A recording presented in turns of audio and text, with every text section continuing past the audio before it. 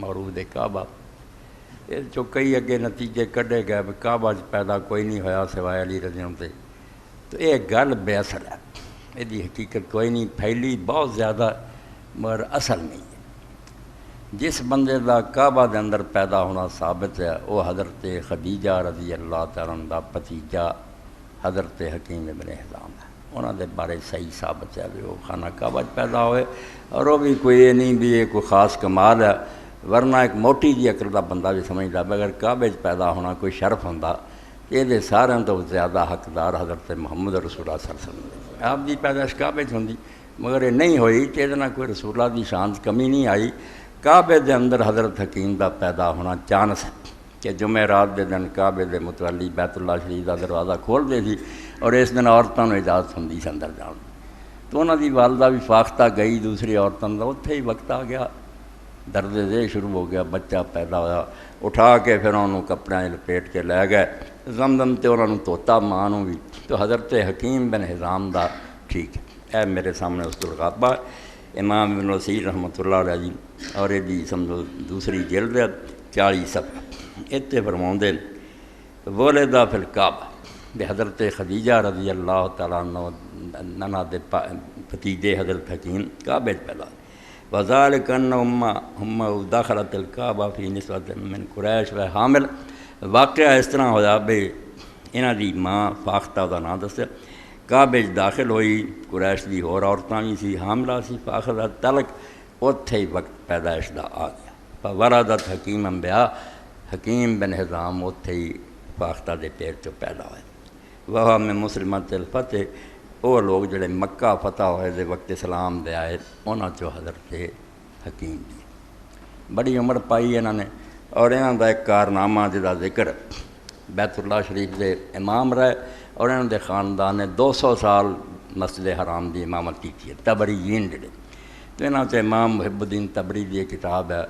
القراء لقاصد ام القرا کہ جڑا شخص مکہ معظمہ جانا چاہتا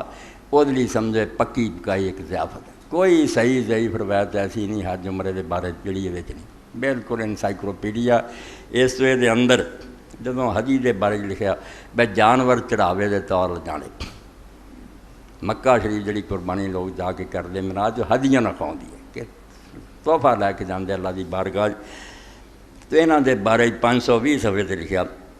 کہ حضرت حکیم بن حزام نے ایک بڑا وڈا کارنامہ کیتا کہ جدوں نے حج کیتا تے 100 اونٹ جڑا نا اللہ دے رسول نے یا قربان کیتا سی یا حضرت حکیم نے 100 اونٹ، اور اس ہر اونٹ تے قیمتی ریشمی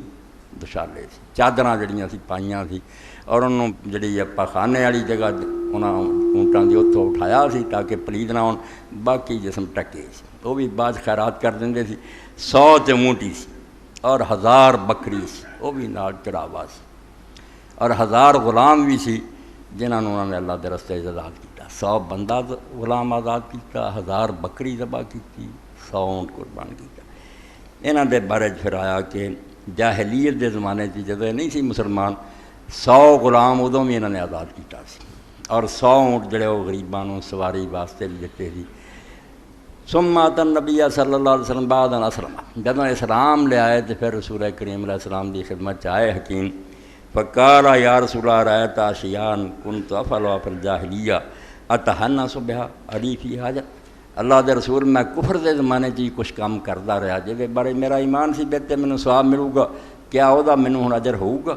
اس زمانے اسی مشرک سی کافر سی مگر نیکیاں تے کیتیاں، غلام آزاد کیتے ہیں، اونٹ دیتے ہیں، کوئی اجر ہے؟ تو اللہ دے رسول علیہ السلام نے اللہ دی رحمت دا بڑا بیان کیتا، حالانکہ اس زمانے دی نیکی اصولاً نہیں قبول ہونی چاہیے، جو ایمان ہی نہیں سی کاجی مننی سی، مگر اللہ دے پیغمبر علیہ السلام نے فرمایا اسلم ترا ما اسلفت من خیر، جنیاں نیکیاں تو پرانے زمانے کر چکا ہوں ساریاں اسلام تو بعد قبول ہے، اللہ نے انہوں ساریاں اجر دینا، یہ وہی رحمت ہے۔ اور یہ تو ہی سمجھے بھی ایک قسم ہے بچہ چھوٹا جہا جڑا وہ بات کوئی اصل سے بات نہیں، وہ جانتا ہی نہیں نماز کی ہے یا حج کی ہے، مگر چھوٹا بھی جڑا انہوں کو اٹھا کے حج کرا دے یا باپ بے نال نمازاں پڑھتا رہے نہ باری ثواب ہوتے بھی دینا، عذاب نہیں دینا جب تک شعور اور عقل نہ آوے، مگر ثواب دینا۔ کڈی رحمت اللہ پاک دی کہ کسی دی نیکی نہیں ضائع کرنا چاہتا۔